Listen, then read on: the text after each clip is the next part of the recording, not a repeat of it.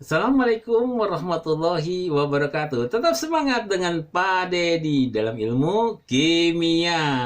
Kali ini Pak Dedi akan membahas masalah stokiometri titrasi, ya, hitungan-hitungan di dalam suatu titrasi, ya.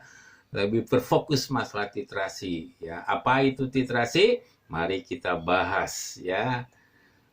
Nah, ini karena di dalam suatu laboratorium sering sekali ya melakukan suatu titrasi-titrasi. Jadi, titrasi itu adalah cara analisis tentang pengukuran jumlah larutan yang dibutuhkan untuk bereaksi secara tepat dengan zat yang terdapat dalam larutan lain.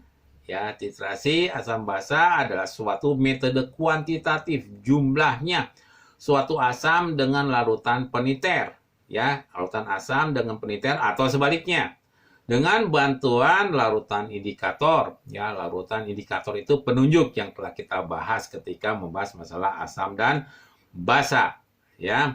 Kemudian kita lihat lagi ya tentang masalah titrasi itu sendiri. Larutan indikator yang digunakan akan berubah warna pada saat larutan asam tepat bereaksi dengan larutan basa atau sebaliknya. Saat terjadi perubahan warna di titrasi, ya, diperhatikan kadar asam atau basa dapat dihitung dengan rumusan, ya, N. Diketahui N ini adalah normalitas. N diketahui dikalikan volume diketahui sama dengan N, ya, tidak diketahui karena kita akan mencari ya berapa konsentrasinya dikalikan volume yang diketahui. Dan itu ya bisa kita ya sederhanakan rumusannya, ya kita sederhanakan rumusannya ya untuk titrasi asam basa. Tapi sebelumnya kita lihat ya bagaimana titrasi itu bisa terjadi. Bisa ini adalah pembuatan suatu larutan kemudian dimasukkan. Setelah dimasukkan, kemudian kita lihat di sini, ya, harus sejajar dengan mata supaya tidak terjadi kesalahan paralak. Nah, di sini pada saat titrasi ini, tadinya larutan bening akan berubah menjadi merah muda ketika tepat bereaksi antara asam dan basa. Kembali lagi kepada suatu rumusannya, ya. Keadaan rumusannya bahwa di situ normalitas, ya, normalitas yang diketahui dikalikan volume yang diketahui, ya, kemudian normalitas yang tidak diketahui dikalikan volume diketahui.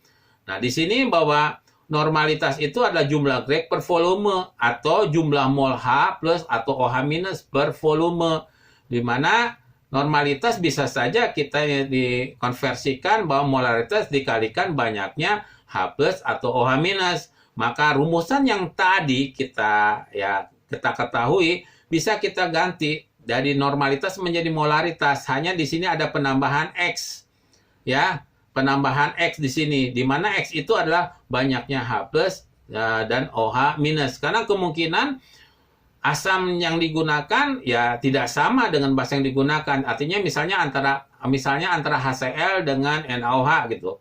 HCl dengan NaOH. HCl hanya ada satu. NaCl ya, NaOH, OH-nya ada satu. Berarti X-nya sama-sama satu. Tapi kalau misalnya saja asam sulfat H2SO4 hanya ada dua. Jadi X-nya di asamnya ada dua, tapi misalnya di NaOH, OH-nya ada satu. Ya, itu makanya perlu adalah X di situ. Ya.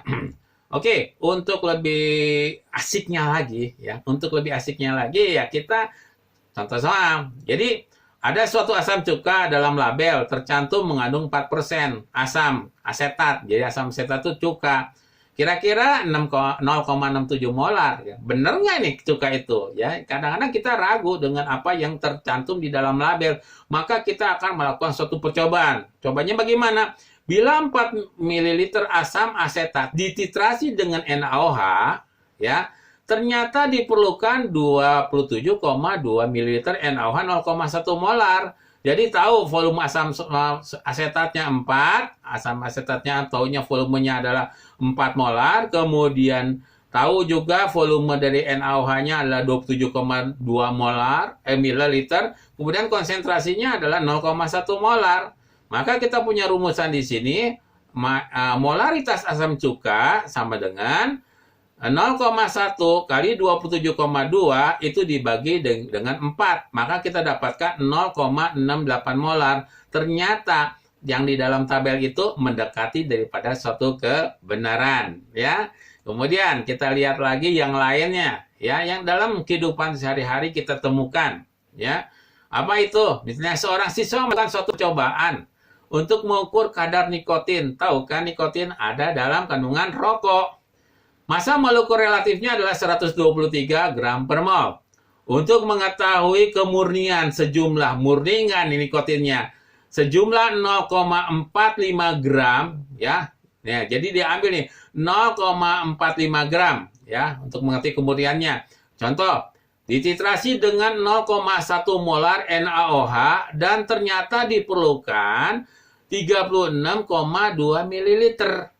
Ya, jadi ketika dititrasi dengan NaOH sebesar 0,1 molar, yaitu sebanyak 36,2 ml, hitunglah kemurnian zat tersebut bila reaksinya seperti ini. Ya, ini reaksinya. Ya, bahwa nikotin itu direaksikan dengan OH, gitu kan. Nah, selanjutnya perhitungan kita lakukan perhitungan.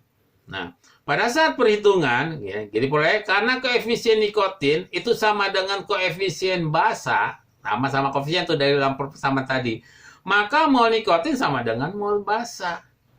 Ya, NaOH-nya kan 36 ml dikalikan konsentrasinya 0,1 didapatkan 3,62 milimol atau 0,00362 mol. Jadi massa nikotin dikalikan massa molekul relatif nikotinnya 123, maka diperoleh 0,445 gram. Tadi yang kita ambil sampelnya berapa gitu kan, 0,45, maka kita hitung jumlah kemurniannya 0,445 bagi 0,45 kalikan 100%. Maka kita akan memperoleh 98,99%. Murninya seperti itu. Ya, kemurniannya. Nah, di sini Pak De juga menggambarkan bagaimana kurva-kurva tentang titrasi asam basa. Di sini ada titrasi antara asam kuat dengan basa kuat. Ini titrasinya seperti ini. Di sini letaknya titik ekivalennya. Kemudian titrasi asam lemah dengan basa kuat, ya, titik ekivalen di sini. Kemudian titrasi asam kuat dengan basa lemah, ya. Ini seakan-akan merupakan suatu kebalikan untuk gambar kurvanya. Kemudian titrasi asam lemah dengan basa lemah, ya. Ini gambar titrasinya agak landai. Kalau ini curam sekali. Demikian apa yang pada dijelaskan kepada kalian semua tentang stokiometri titrasi. Ya, mudah-mudahan kalian dapat memahaminya. Assalamualaikum warahmatullahi wabarakatuh.